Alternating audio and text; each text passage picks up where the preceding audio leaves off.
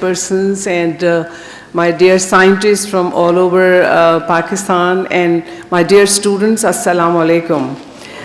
First of all, I'd like to thank the management of the University of Swabi and especially those who have thought of this very innovative project and also, the funding that they got from higher education, and they're sharing their ideas with us about what can we do to meet the challenges that we are facing. So somebody just said that we have a huge population. There is an outburst of population globally as well as in Pakistan. We are facing this.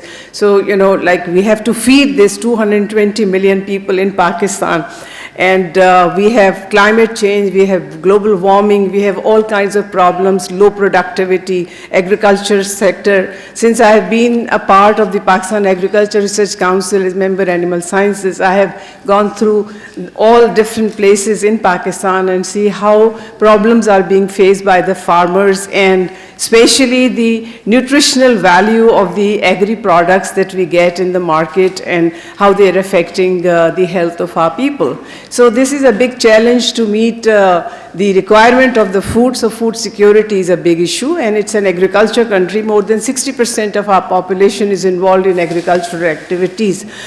Some of the things that I just wanted to point out here is about the agricultural products and their contamination. As a microbiologist, I feel that the products that we get in the market, they're highly, contaminated because the agriculture sector is using contaminated water, contaminated fertilizers, etc. That's a big, big problem.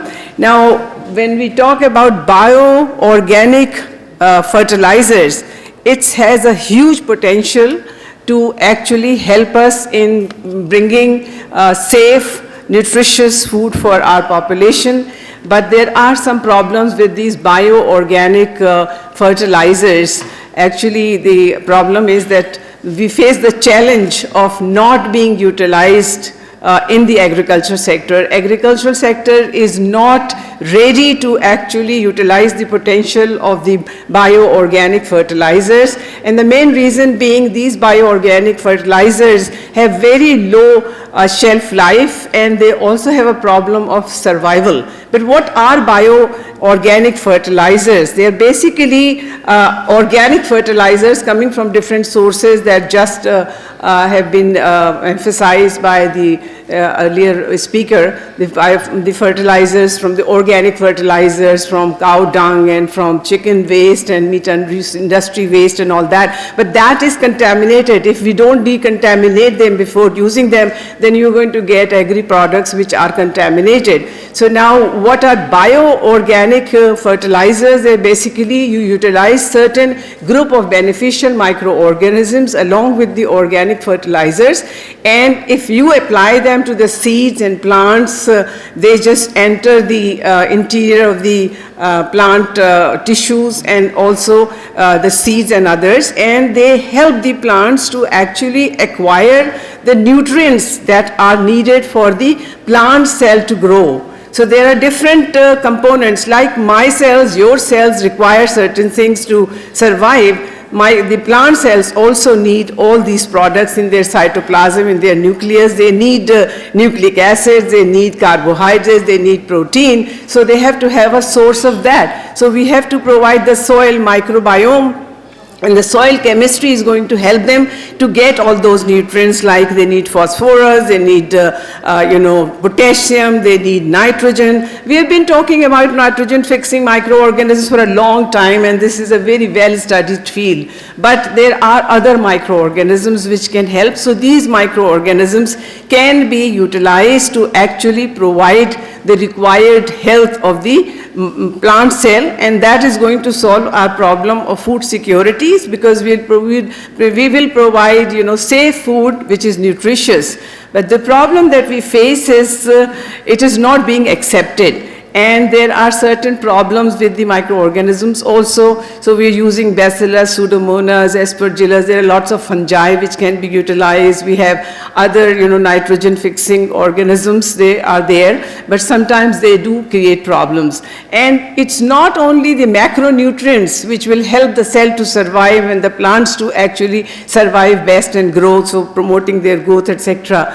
There are micronutrients which are also required, like we need manganese, we need magnesium, we need calcium. These are the different sources that zinc is required. Some of the plants are zinc deficient. So for that, we have some mechanism that there are certain plants which produce siderophores. Like some of the plants produce siderophores and they are smart enough to get all the iron that they need for their cell. There are certain, crops which do not produce these siderophores, so they cannot acquire the required micronutrients from the soil, environment. And for them, the microorganisms can play a big role. So we do have potassium, we do have phosphorus, we do have nitrogen, we have all the micronutrients in the soil, but all that is not available directly. They are in the form which is not soluble enough that can be utilized by the plant cell. So the microorganisms have a very, very important role to make these nutrients, micronutrients and macronutrients available to the plant, and that is another potential of using the bio-organic fertilizers. But one of the problem is that when you use a single group of microorganisms to help the microbial cell to acquire these nutrients, sometimes they do get excluded because the plants may produce certain substances which will degrade, these microorganisms. So the new challenge is now being faced by making a consortia of microorganisms. You take different microorganisms, different group of microorganisms and utilize them along with this. So in the rhizosphere or the area in which the plant is growing, you have this consortia of microorganisms. So if one gets excluded, the other is there to help the plant cell to acquire the nutrients. So I think it's a very, very interesting and innovative area, and there are innovative technologies which have been used. But when we say that biocontrol, these